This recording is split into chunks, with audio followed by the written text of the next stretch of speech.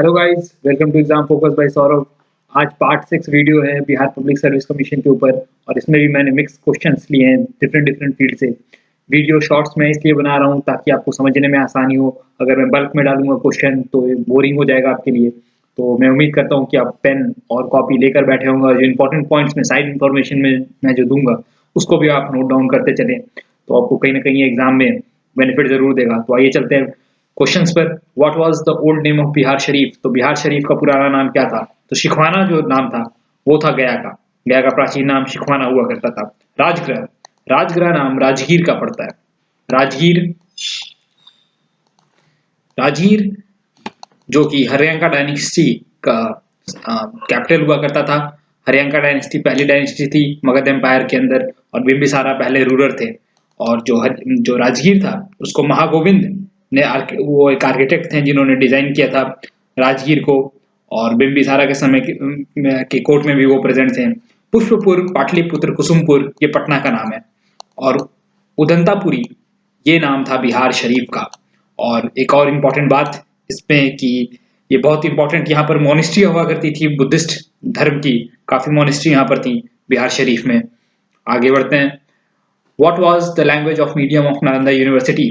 तो नालंदा यूनिवर्सिटी की स्थापना किसने की? नालंदा यूनिवर्सिटी की स्थापना की कुमारगुप्त ने। और प्राकृत लैंग्वेज जो है जैन धर्म का लैंग्वेज है, तो जैन लिटरेचर आपको प्राकृत धर्म में मिलेंगे। पाली धर्म जो है वो बुद्धिस्ट लिटरेचर जितनी भी हैं वो पाली लैंग्वेज में लिखी गई हैं। और क्योंकि नालंदा यूनिवर्सिटी में बुद्धिस्ट भी पढ़ाया जाता था, बुद्धिस्ट लैंग्वेज और बुद्धिस्ट लिटरेचर, मेटाफिजिक्स, पॉलिटी, तो पाली लैंग्वेज नालंदा यूनिवर्सिटी का लैंग्वेज था। मैथिली बिहार का भाषा है जिसको कॉन्स्टिट्यूशन में भी अप्रूव किया। और 22 लैंग्वेज जो ऐड किए गए उसमें से एक मैथिली भी था। Who established Vikramshila university? तो विक्रमशिला यूनिवर्सिटी, विक्रमशिला है कहां पर? विक्रमशिला है भागलपुर में। भागलपुर एक डिस्ट्रिक्ट है बिहार का। और इसे एस्टैब्लिश किया था पाला डायनेस्टी के रूलर धर्मपाला ने। धर्मपाला का जो शासनकाल था वो 783 एडी टू 820 एडी था। और इस बीच विक्रमशिला यूनिवर्सिटी की स्टैब्लिशमेंट हुई। और यहाँ पर बेसिकली जो वज्रयान जो सेक्ट था बुद्धिज्म का उसकी पढ़ाई की जाती थी।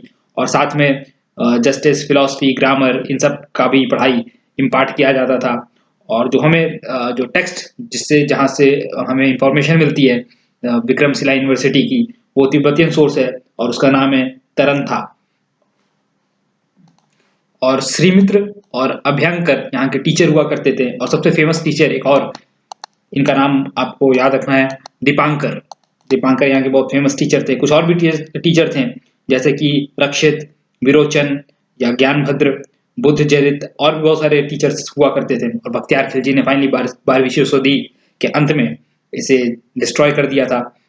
और इसकी जो हमें सोर्स मिलती है वो है तवाक्ते नासिरी। ये मिराजुल सिराज ने अपने वॉल्यूम में इसे मेंशन किया है, डिस्ट्रक्शन ऑफ विक्रमशिला यूनिवर्सिटी। तो आगे बढ़ते हैं।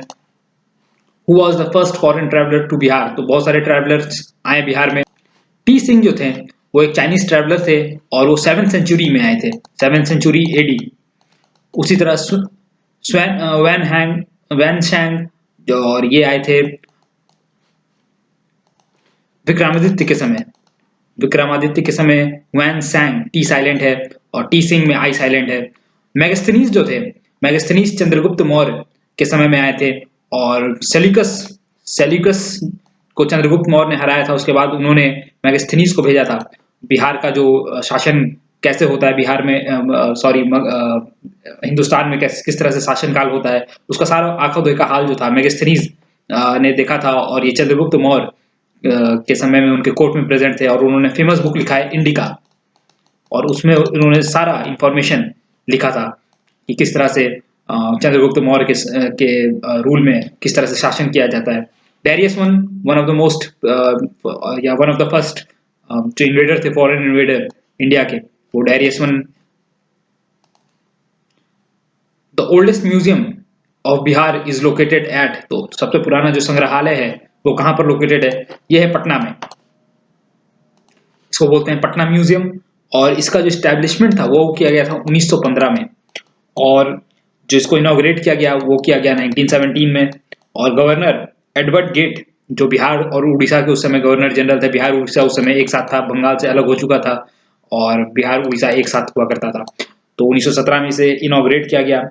और जो इसका डिजाइन है बिल्डिंग का, जो म्यूजियम का बिल्डिंग का डिजाइन ये प्रिपेयर किया था राय बहादुर विष्णु स्वरूप ने।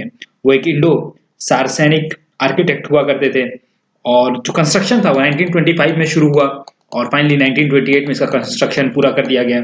और गंधारी पिक्चर जो है महादेव लाल का, ये आप याद रखें, गंधारी पिक्चर महादेव लाल का, ये आपको मिलेगा पटना में।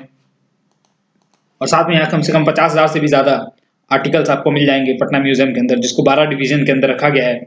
और जो हर डिवीजन, जैसे कि आर्किटेक्ट का अलग डिवीजन, आर्ट का अलग डिवीजन, पेडियोलॉजी, जियोलॉजी, और इस तरह से प्लास्टर ऑफ पेरिस, और collection of life history of Rajendra Prasad, क्योंकि राजेंद्र प्रसाद बहुत अहम पहले प्रेसिडेंट, और जो हमारा फ्रीडम स्ट्रगल में उसमें भी काफी योगदान रहा है उनका, तो उनका एक अलग सेक्शन है।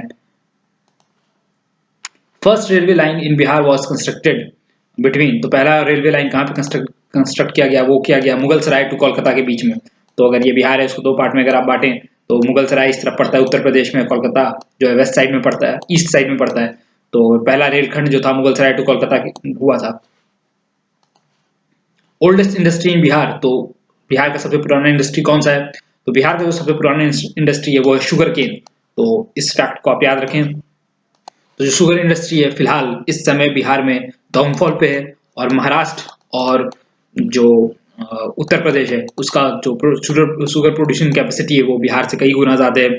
और कहते हैं ये भी है कि जो शुगर है, आजादी के पहले ये तकरीबन यहाँ पर 33 मील हुआ करती थी शुगर की, और जो कि 40% से ज्यादा शुगर प्रोडक्शन करता था पूरे कंट्री का। लेकिन आज बस 5% किया जाता है। कहा यह जाता है कि जो शुगर है उसका जो क्वालिटी है, जो रिकवरी है शुगर का, वो बिहार में कम हो गया है। जो शुगर बिहार में प्रोड्यूस होता है उसका सिर्फ रिकवरी 8.59% है, जबकि जो महाराष्ट्र में जो शुगर प्रोड्यूस होता है उसका रिकवरी 12% है। तो कई गुना ज्यादा है बिहार के शुगर के मुकाबले। तो आज के समय में 28 शुगर मिल्स हैं बिहार में, जिसमें से सिर्फ 12 ऑपरेशनल हैं। उसमें से 10 जो हैं वो प्राइवेट सेक्टर के अंदर हैं, और 2 जो हैं वो पब्लिक सेक्टर के अंदर हैं। तो जो पब्लिक सेक्टर के अंदर है वो HPCL के अंदर लीज के थ्रू लिया गया है 2011 से। और सिर्फ जो 2012-13 का सेंसस में बताऊं तो सिर्फ 35.88 लाख क्विंटल जो शुगर प्रोड्यूस किया जा सका। तो हमारा शुगर इंडस्ट्री बिहार का भी डाउनफॉल पे है। Tomb of Sher Shah is located है, तो शेरशाह सूरी का टॉम्ब कहाँ पे लोकेटेड है, शेरशाह सूरी का टॉम्ब लोकेटेड है सासाराम में।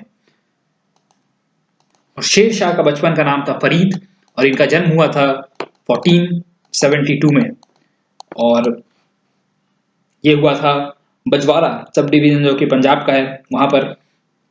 और उन्होंने 1536 में battle of Surajgarh, SURAJGARH Surajgarh, और फाइनली 1539 में इन्होंने हुमायूं को हराया था बैटल ऑफ चौसा में। और इसके बाद ये इंडिया के एम्परर बन गए थे। तो और ये 1545 में इनकी डेथ हुई थी। तो ये कुछ इंपॉर्टेंट बात आपको शेरशाह सूरी पे याद रखना। इनका टॉम्ब है सासाराम में। Who led the revolt of 1857 from Bihar, तो 1857 में कुंवर सिंह ने बिहार से नेतृत्व किया था। और कुंवर सिंह का जन्म जो हुआ था वो हुआ था जगदीशपुर विलेज में, जगदीशपुर विलेज जो कि भोजपुर में पड़ता है, भोजपुर। और इम्पॉर्टेंट ये कि इन्होंने 1857 के रिवोल्ट में जो मिलिट्री म्यूटिनी इन्होंने किया था आरा और दानापुर में, वो कुंवर सिंह के अंडर हुआ था। और इन्होंने ली ग्रैंडे 1858 में उनको हराया था, ली ग्रैंडे को। फाइनली इनको 1858 में मार दिया गया था। तो इन्होंने इम्पोर्टेंट जो फ्रीडम स्ट्रगल मूवमेंट था पहला, उसमें बिहार की तरफ से पार्टिसिपेट किया था।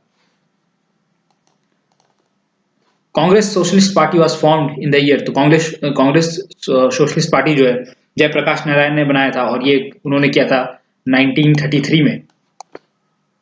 और खुद वो जनरल सेक्रेटरी बने थे पार्टी के। और बाद में इन्होंने जो स्टूडेंट मूवमेंट था उसको शुरू किया था। इन्हें लोकनायक भी कहा जाता है, लोकनायक जयप्रकाश नारायण को। फाइनली 1979 में इनकी डेथ हुई थी। और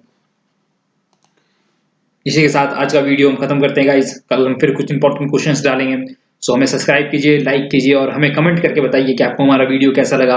हम फिर मिलेंगे। Thank you very much.